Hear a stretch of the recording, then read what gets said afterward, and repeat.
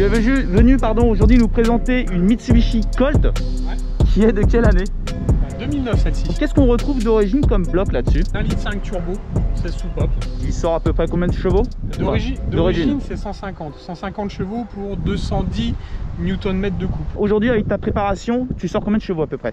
Là alors, exactement c'est 213,8 et 308 Nm de couple. Quel poids ça fait? Alors c'est donné pour 1060 kg et ça a été vérifié avec plein fait à 1 tonne 100 en sachant qu'il y a un peu plus de 40 litres de réservoir. Pour la partie mécanique, qu'est-ce que tu as fait dessus pour avoir ces performances là? Alors qu'est-ce qu'il y a? Il y a la pompe à essence, il y a des injecteurs plus gros Denso de Mazda RX-8. Alors te donner la version de la Mazda exactement j'en sais rien, je crois que c'est la 231 mais je suis plus sûr. Donc il y a des injos plus gros, le collecteur, toute la ligne, les décata, il y a un screamer pipe, tu as une admission. Le screamer pipe qui sert à quoi exactement? Le screamer pipe en fait il permet, au niveau du turbo tu as la wastegate qui permet de réguler ta pression en fait, de l'évacuer.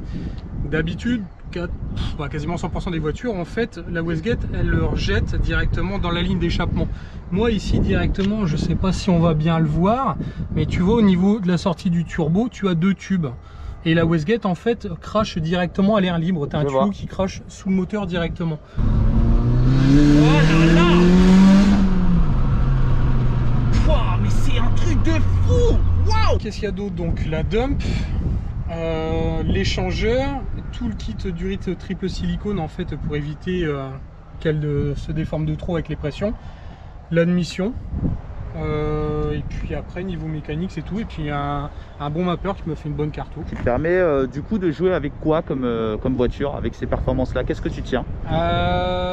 Alors si je compare avec des voitures d'origine, la plupart des GTI sur le marché, 308 GTI, Mégane RS, enfin quand ça tourne entre 250 et 300 chevaux en fonction du poids qu'elles ont à trimballer, ça joue sur les 3 premiers rapports. C'est pas rare d'arriver à faire un côte-côte, et après en fonction des santé des voitures, ça peut même m'arriver d'être légèrement devant. D'accord. J'ai un pote que je salue, Nicolas Durand, qui a une Skyline, une R34 GTT.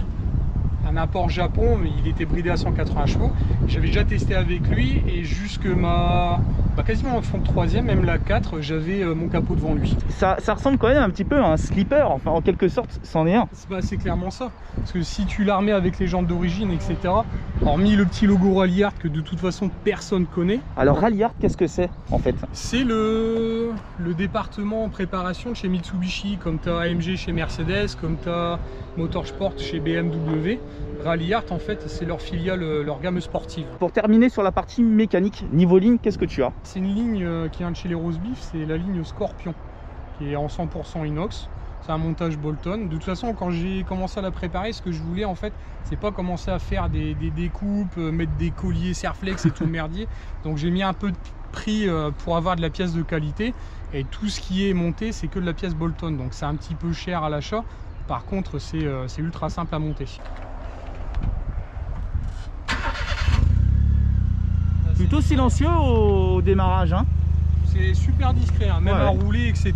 T'as pas une tête comme ça dedans. Juste avec le collecteur d'origine, en fait, quand tu étais entre 90 et 130, il y avait un effet de caisse, de bourdonnement dans la caisse qui était désagréable.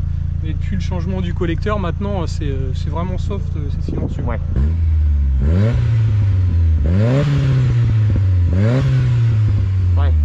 Par contre, on entend bien le bruit de pression, c'est le bruit de pression du turbo qu'on entend devant. C'est ça. Ça, c'est plutôt sympa. Tu verras en roulant tout à l'heure, le turbo il est super présent. Du fait que l'admission soit dirigée vers l'habitacle et le tube est en alu, en fait, ça te fait une sorte de caisse de résonance. Tu l'entends super bien. Ouais. Et je voulais savoir, le béquet c'est d'origine? Ouais. Le béquet il est d'origine. En fait le seul truc au niveau de l'esthétisme ça a été un petit rabaissement en moins 30 et puis est passé en 17 en ultra leggera. Même le freinage du coup t'es sur du rainuré? Ah non, ça au niveau du châssis c'est changé. Du freinage tu veux dire? Ouais, du plaquette, du Ritavia. Ouais, pour faire de la piste en fait. C'est ça. Parce que d'ailleurs t'en fais? Je m'y suis mis, comme le plat sera fermé, j'ai pas eu le choix de trouver un endroit pour me défouler, et sur la route, de compliqué, du coup je me suis mis à faire quelques sessions piste l'année dernière. Tu nous disais tout à l'heure que ça ressemble un petit peu à une Evo 10 au niveau de la calandre. Ouais, la calandre, le pare-choc, vraiment ce type de forme avec la forme prononcée ici au niveau du capot, c'est vraiment typique de quelque chose que tu retrouves sur la 10. La petite décroche au niveau du pare-choc que tu as au niveau de l'optique aussi. Après c'est vraiment les ressemblances, c'est ce qu'ils appelaient à l'époque les sorties, c'était les faces avant, les Jet Fighter. Au niveau de l'intérieur, c'est plutôt simple. Ouais, c'est sans fioriture en fait, hein. C'est du plastique bas de gamme partout. Ouais, comme à la base c'était la voiture de madame, c'était son délit en fait pour tous les jours. Donc quand je l'ai achetée, elle est restée 1 an stock, comme ça. Et puis un jour, je vais pas dire que j'ai pété une case, mais je me suis dit tiens, je mettrais bien un petit peu plus quand même. Je lui ai pris sa bagnole, j'ai pris une journée, j'ai monté les pièces dessus, et puis après je lui ai laissé. Puis quand elle est repartie, je lui avais rien dit. Et forcément, elle a dit ah bah ça marche un peu mieux. Ah non, justement au contraire, elle trouvait que ça marchait. Au fur et à mesure que je montais les pièces, ça marchait moins bien. Parce que d'origine, en fait, si tu veux, c'est typé comme une conduite de diesel. Tu as le couple qui est super tôt, c'est super agréable à rouler à bas régime. Après dans les tours, le turbo est petit, la voiture n'était pas spécialement agréable dans les tours, et d'origine il y a un gros problème de lag entre chaque rapport. À chaque fois que tu envoyais, je vais pas dire que tu avais le temps de te poser, fumer une clope et avant que le turbo y recharge, mais c'était presque ça, c'est vraiment désagréable. Mais qu'est-ce qu'il faut faire en fait sur ces Colt sans trop se ruiner, en faisant vraiment le strict minimum pour gagner de la puissance? Le gros avantage là-dessus, c'est il y a certaines autos, ce que j'appelle les moteurs magiques en fait, c'est-à-dire que t'as pas beaucoup d'investissement à faire pour pouvoir développer et gagner de la puissance. Là, à savoir que sur une Colt, tu as 150 chevaux d'origine. Les rares que j'ai vu passer d'origine sur des bancs sortaient toujours un petit peu plus que leurs chevaux. Sur une Colt, tu as une grosse bride au niveau de l'admission en fait. Donc monter un filtre à air KN traditionnel, un truc eBay à 100 balles, et tu mets un Decathlon, le moins cher c'est le Jab Speed qui doit coûter dans les 100 balles aussi. Enfin en gros pour 250 balles d'investissement, tu prends entre 20 et 30 chevaux. Ah, c'est super, super intéressant, et sans même gestionner. Sans même gestionner, le calculateur arrive à corriger, il lui faut un certain temps de roulage en fait. J'ai dit, moi il m'a fallu une petite semaine avant qu'il comprenne que j'avais monté des pièces, etc. Mais tu peux rester safe, t'es pas hors des limites de ce que le bloc peut sortir. Et sans gestionner, le calculateur en fait il arrive à s'adapter et à te faire fonctionner l'auto sans aucun souci. Donc tu as rajouté des manos du coup, ouais. Donc 3. Donc 3 manos. Donc le premier c'est le mano de pression de turbo. Ça m'a permis en fait pour la Carto, je voulais savoir ce que j'allais prendre en pression. En fait je voulais pas lui faire prendre de trop. D'accord. Ensuite c'est ma température d'huile, et là j'ai la température d'eau. On a rajouté un au centre qui... Et ça c'est mon EGT. C'est pour mesurer, pour savoir la température des gaz d'échappement. Est-ce que c'est considéré comme une sportive cette Colt? Parce que c'est vrai que quand tu vois à l'intérieur, ça reste quand même très simple. Il n'y a rien d'extraordinaire, hein. Les sièges qui sont légèrement retravaillés, histoire de dire d'avoir un meilleur maintien. Mais c'est pas ouf. C'est vraiment l'intérieur, il n'y a vraiment rien d'extraordinaire. Ouais, mais après tu vois, avec les jantes, donc du coup tes OZ que tu as rajouté, tiens, il y a le petit rappel Rally Art aussi ici. Non, je trouve qu'elle a une petite gueule sympa cette caisse quand même. Comme elle est là maintenant, franchement j'aime bien, parce que les jantes en 16 d'origine et à hauteur d'origine, tu as l'impression d'avoir un 4x4, et là les 17 en Ultra Leggera, elles ont un déport légèrement plus important. Ce qui fait qu'en fait devant tu t'es pas trop mal, derrière faudrait encore élargir, mais je suis pas pour mettre des cales, etc. Je préfère laisser comme ça. Mais à l'époque quand je l'ai acheté, j'étais encore dans une concession Mitsubishi et je m'étais renseigné pour avoir le maximum d'infos avant de l'acheter. Et il y a la maison mère qui se trouve sur Paris à Saint-Ouen-l'Aumône, m'avait dit écoute, tu sais les Rally Art, si t'en trouves une c'est un coup de bol, parce qu'il y en a eu à peine une centaine de vendus sur le temps qu'elles ont été produites. Donc normalement c'est 2009 à 2012, 100 modèles sur toute la France, c'est vraiment... Ça fait peu effectivement. Par contre t'as vachement de place devant. Ouais, alors c'est un des points aussi qui m'a fait acheter la voiture, c'est que malgré tout derrière en fait même le siège reculé à fond, t'as plus de place que dans certaines allemandes type Volkswagen et Audi, donc non, c'est super sympa. Je trouve qu'on est plutôt bien assis dans les sièges, on se sent bien. Pour faire de la route ça va, enfin après pour une utilisation circuit j'ai peur que tu te balades un peu, non? T'as absolument aucun maintien là, comme ça effectivement c'est sympa. T'as un petit côté dessin sportif, effectivement tu te dis ouais t'es bien calé, mais dès que tu commences à avoir de l'attaque, l'assise est trop molle, t'as l'impression d'avoir un vieux siège Renault des années 80 avec absolument aucun maintien. Donc forcément, je te demande, pourquoi tu as acheté cette voiture? Le rond-point, on ira à gauche au rond-point. À gauche, rond-point. Complètement en fait par hasard. Je venais de rentrer dans une concession Mitsubishi en fait, je connaissais pas la marque si ce n'est les Evo évidemment, et je cherchais un véhicule de remplacement. Je cherchais une petite GTI, un truc qui bouffe pas trop parce que c'est madame qui allait l'utiliser 80% du temps pour faire ses trajets ville, et quelque chose qui soit sympa pour moi me faire plaisir le week-end, parce que je roulais avec une bétaillère et passionné d'automobile et amoureux de sport automobile et de caisses sportives, franchement je commençais à ronger mon frein. Et par le plus grand des hasards, l'ancien concessionnaire, l'ancien patron de la concession Mitsubishi, là où j'étais en fait, enfin pas là où j'étais mais dans la ville où je me trouvais, avait une Colt CZT. Et par le plus grand des hasards, il avait besoin de pièces pour sa bagnole, et quand il m'a appelé, qu'il m'a filé le numéro de série, j'avais toujours pour habitude de regarder les modèles de voitures que c'était exactement pour me renseigner. Puis là je vois CZT 1,5 litre turbo.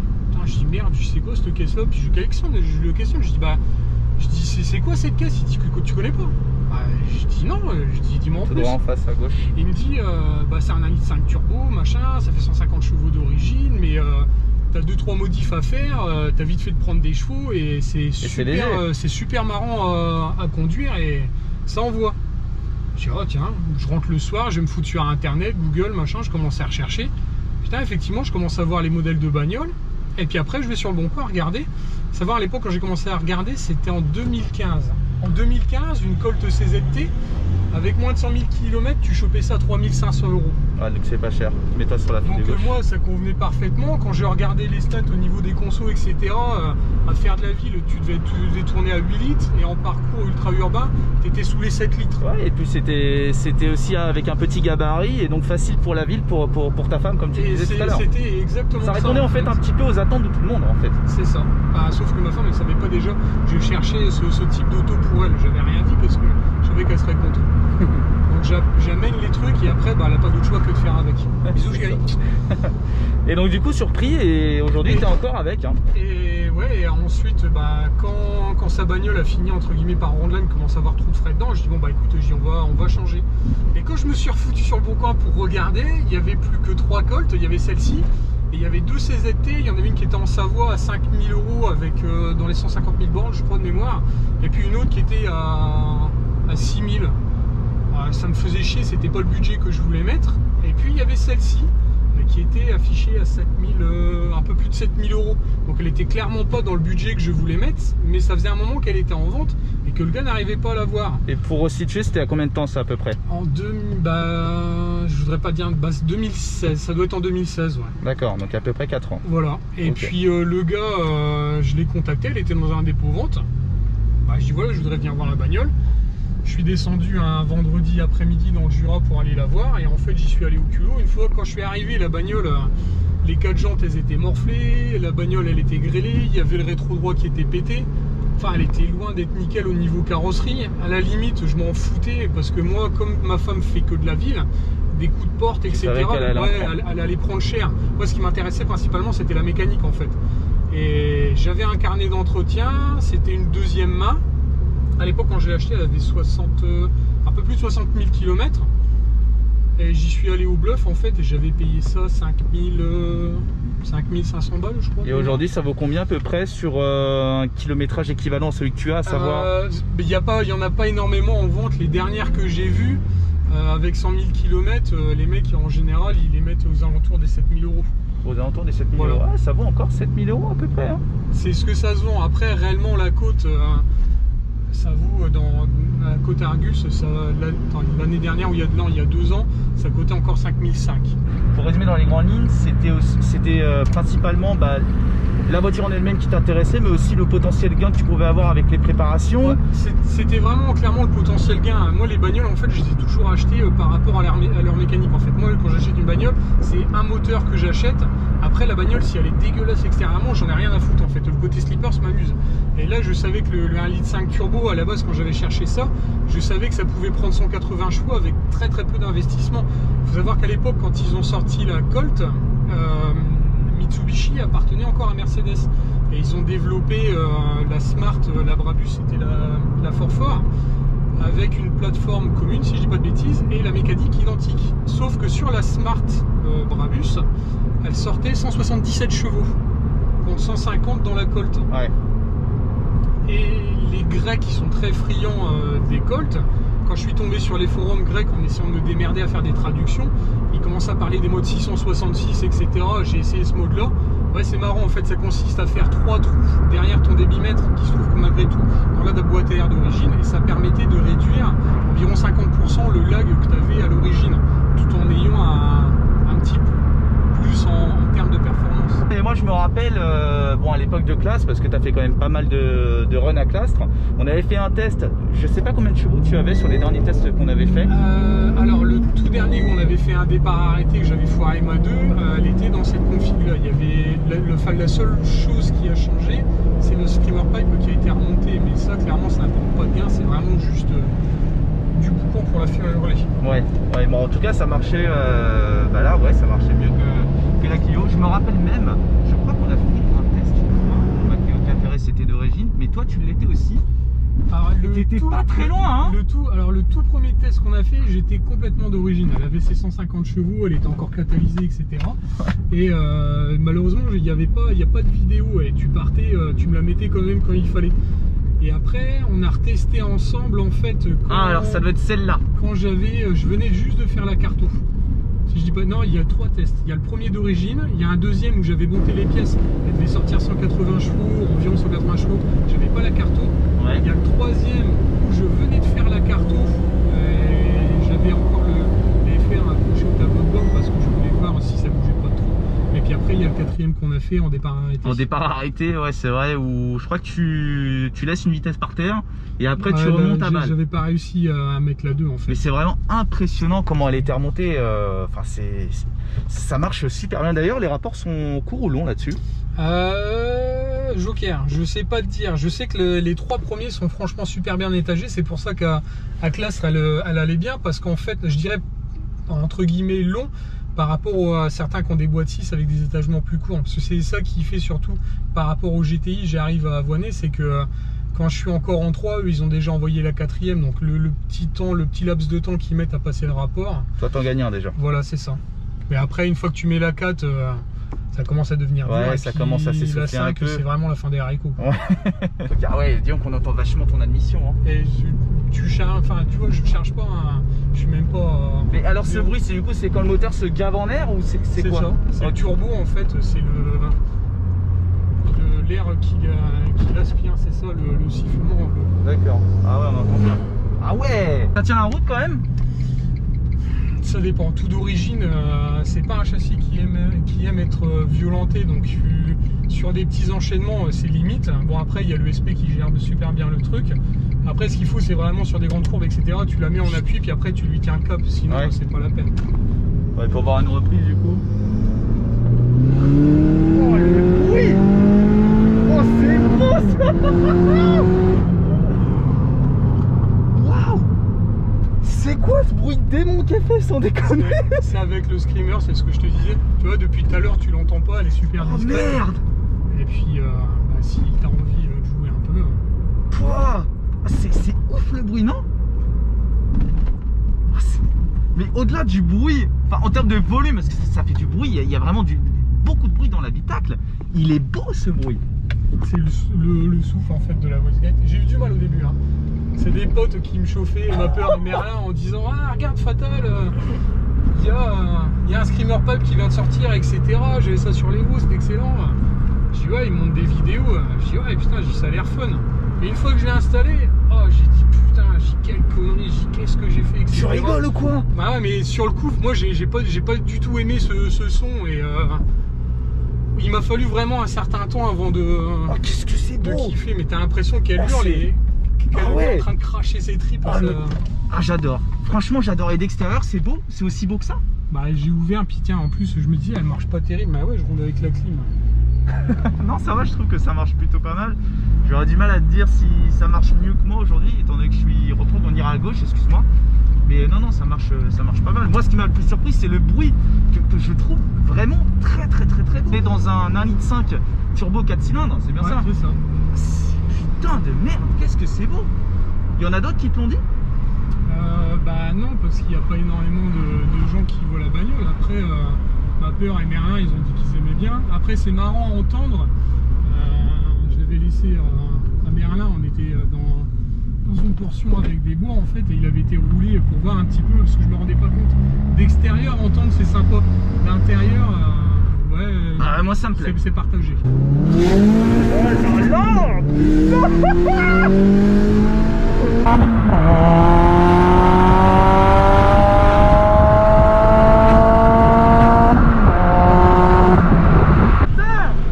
Comment ça donne la banane ton truc? Oh, oh non! C'est encore plus fort quand tu ouvres. Ah non, je suis sur le cul. Oh putain! Waouh! Je pense que tu t'attendais pas à cette réaction. Bah non. Bah non, mais en même temps, il n'y a pas... Il n'y a jamais personne qui monte dans la bagnole. C'est rare ceux avec qui je roule. Je te dis, 90% du temps, la bagnole, je la trimballe comme ça en fait. Il y a juste de temps en temps, quand il y a une voie d'accélération ou l'autre, où ça m'amuse de me faire plaisir. Wow. Vraiment très sûr. Bon, je me remets doucement de mes émotions. Pour parler de la voiture en elle-même, si tu devrais donner les plus et les moins. Les plus, s'il y en a qui sont intéressés par le modèle qui veulent acheter, il faut savoir que c'est une bagnole en entretien, c'est un prix dérisoire. Un jeu de disque neuf à l'origine, ça vaut 100 balles. Donc c'est vraiment... c'est rien du tout. Les points positifs, un peu retouchés, franchement, elle file grave la banane cette caisse. Moi, le look en plus de la rallière, franchement, il m'a fallu un certain temps, mais je suis vraiment addict de cette face avant, cette bouille qu'elle a. Ah ouais, elle est attaché, attachante, hein. Ouais, elle est attachante comme tout. Ça consomme pas. Si tu vas faire le compte, tu fais de la piste, tu seras entre 20 et 25 litres. Après, quand j'allais rouler à Clastres, ça m'est arrivé quand j'étais tout d'origine de rouler avec le plein et de repartir le soir et d'avoir bouffé genre 15 litres, quoi, même pas. Et les moins, du coup? Alors les moins, il y en a quelques-uns. T'as pas une liste énorme non plus, mais faut savoir que les Colt, t'as le collecteur qui fissure. Ça, c'est quelque chose qui arrive assez fréquemment. La maladie. Donc, bah, deux solutions. Soit tu investis dans un collecteur type 4 en 1 et puis t'as plus le problème, un inox, donc t'as Jabspeed, t'as le collecteur eBay, bah, y a pas de problème. Ou alors en fait tu fais la solution économe, tu démontes ton origine et c'est souvent au niveau de la bride de turbo que ça pète en fait, et puis bah, tu le fais réparer. Ouais, d'autres petites choses négatives peut-être? La boîte. La boîte, moi elle est tombée à 120 000, enfin elle est tombée, elle fonctionnait. J'ai roulement d'arbre primaire en fait qui a pris du jeu et j'avais les pignons en fait qui lorgnaient les uns sur les autres, donc j'ai dû ouvrir la boîte, puis j'en ai profité pour faire changer l'embrayage, pour voir ce que ça donnait.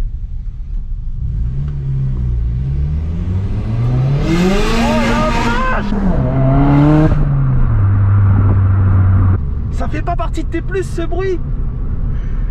Non, moi, toi t'aimes trop la discrétion, il fallait pas ça. Non, pas aussi prononcé en fait. Ouais. C'est pas que je suis chiant, c'est je sais ce que je veux. Et je voulais pas un bordel aussi excessif que celui-ci. Oh non, arrête, ça fait toute chambre de la voiture. C'est génial. Ah, on va dire que c'est pour casser un peu le côté slipper. Ouais, ça casse un peu. Il y a personne qui te prend au sérieux, etc.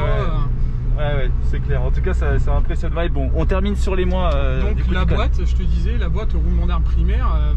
Alors, soit tu achètes une boîte en Angleterre, c'est la roulotte russe, tu sais pas si tu auras une bonne ou pas. Moi, j'ai pris le parti de reconditionner la mienne parce que je suis pas, malgré tout, un violent, même si on va avoir tendance à penser le contraire en regardant la vidéo. Donc j'ai pris le parti de refaire la boîte avec l'embrayage, les pièces, C'est un petit billet de 1000 que j'ai dû ressortir pour ça.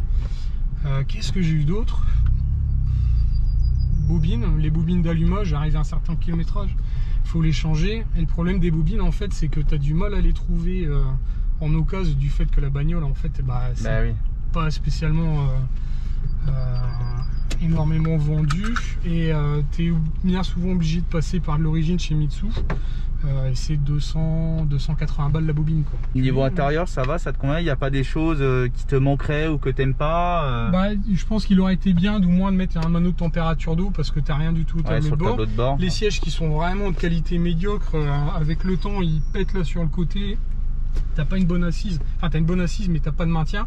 Ouais, c'est clair, d'autant plus que pour ton utilisation ça risque d'être problématique, vu que tu fais du circuit de temps en temps. C'est vrai que tu peux avoir vite tendance à gigoter dans le siège. Par la suite c'est prévu de changer, mais de toute façon elle va encore évoluer, elle est pas terminée. Mécaniquement je suis toujours dans la question de savoir est-ce que je forge, est-ce que je mets un turbo plus gros. Franchement j'en sais rien, parce que le peu que j'ai roulé déjà les sessions piste, le bloc va super bien. Il va tellement bien que le châssis est à la traîne en fait, et t'as du mal à faire passer la puissance et à pouvoir réellement exploiter pleinement la voiture. Donc c'est vraiment, je serais plus, si je garde l'usage piste, c'est vraiment développer plus le châssis. Et après quelques petites évolutions en intérieur, je te dis le siège, le volant qu'il faut que je fasse travailler, parce que j'aime pas comme il est là. Tu nous disais tout à l'heure hors caméra que tu l'emmèneras jusqu'au bout. Franchement ouais. S'il faut remettre un moteur dedans parce que celui-ci vient à péter, je le ferai, mais moi ce que je veux voir c'est la fiabilité de ce bloc là. J'adore cette caisse, quoi. Je l'ai achetée, elle avait dans les 60 000 bornes. La prépa elle a été faite entre 80 et 85 000, elle a 141 000 km aujourd'hui. Elle me mange pas une goutte d'huile, elle va toujours comme au premier jour. Je suis sûr que demain je peux la refoutre sur un banc, elle sortira encore ses chevaux. Après à côté de ça, je te dis, je suis quelqu'un de méticuleux, les temps de chauffe sont respectés, le temps de coupure, j'ai roulé. Il n'y a pas de secret en même temps. Enfin, je fais gaffe à ce que je fais, elle est vidangée tous les 5000 km, les bougies tous les 20 000. Non, un bon entretien. Voilà, c'est ça. En tout cas, belle surprise. Écoute Dicon, on te remercie pour la présentation de cette Colt, donc voiture peu commune et une belle surprise. Moi c'est surtout le bruit qui m'a surpris. Après ça marche, c'est vrai que j'ai pas parlé des performances, mais ça marche bien. On doit être sur des performances à peu près équivalentes à la mienne, donc la Clio 4 terrestre reprogrammée en stage 1. Non, c'est une belle surprise. Écoute, on te remercie tous et puis on se dit à la prochaine pour peut-être une nouvelle vidéo. Ça marche. Salut tout le monde. Bon courage, salut.